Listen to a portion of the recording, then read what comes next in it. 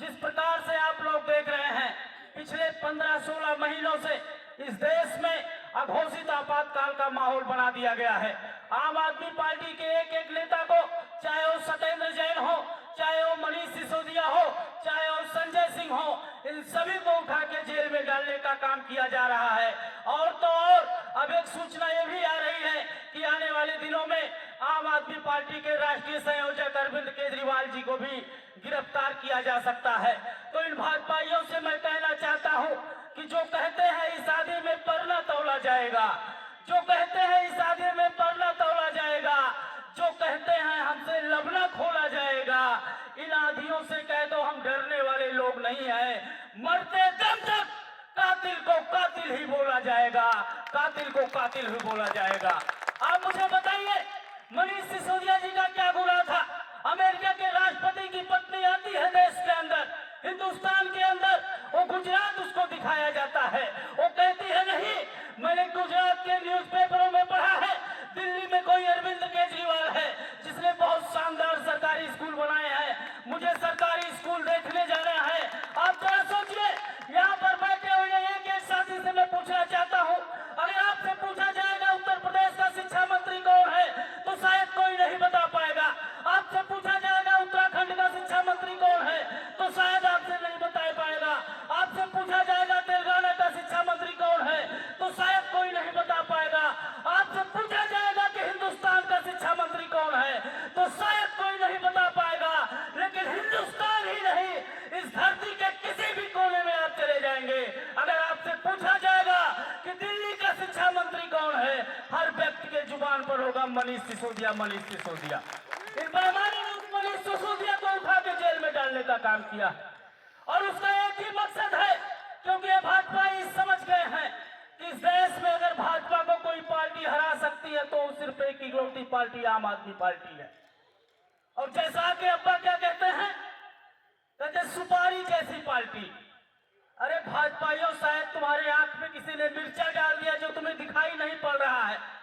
ये 10 साल पुरानी पार्टी है जिसने 3 बार दिल्ली में सरकार बनाया। यही 10 साल पुरानी पार्टी पंजाब में सरकार बनाई। यही 10 साल पुरानी पार्टी गोवा में एक विधायक जितवा कर लाती है। यही 10 साल की पुरानी 2 विधायक गोवा में जितवा कर लाती है। और यही वो आम आदमी पार्टी है जो 14% वोट, 40 लाख वोट और 5 विधायक जितवाने का काम गुजरात के अंदर करती है। ये वही आम आदमी पार्टी है जो पंचायत के चुनाव में 85 से ज्यादा जिला पंचायत सदस्य और 200 से ज्यादा बीडीसी और प्रधान जिताने का काम करती है। ये वही आम आदमी पार्टी है जो निगम के चुनाव में 11 चेयरमैन और 200 से ज्यादा पार्षद और सभासद जिताने का काम करती है।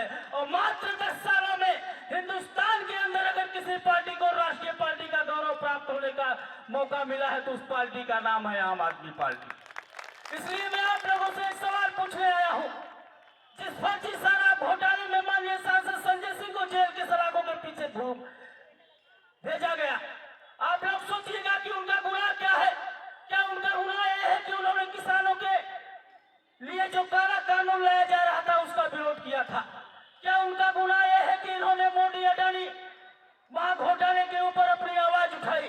क्या सांसद जी का गुनाह यह है कि इन्होंने कोरोना के दौरान लाखों लोगों की मदद की? उनका गुनाह ये नहीं है।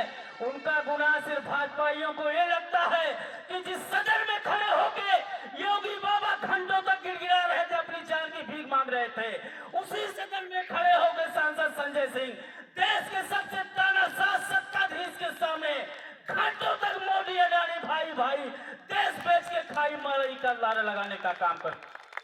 ये डर है, लेकिन हमको और आपको रुकना नहीं है।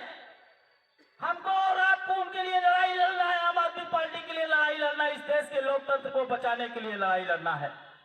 बस मैं अंत में 2 लाइनों के साथ अपनी बात को खत्म करना चाहूंगा कि रख हौसला और मंजर भी आएगा, प्यासे के पास चलकर समुंदर भी आएगा, थक हार के ना बैठे मंजिल के मुसाफिर, मंजिल भी मिलेगी और मिलने का मजा भी आएगा। भारत माता की, भारत माता की।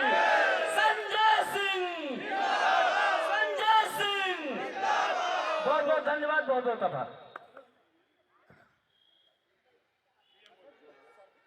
भाई सर्वेश जी जो जिलाध्यक्ष है 2 मिनट अपनी बात रखें। गोलू सोनकर व्यापारी साथियों को लाए, उनका भी हार्दिक बधाई है। सर्वेश जी।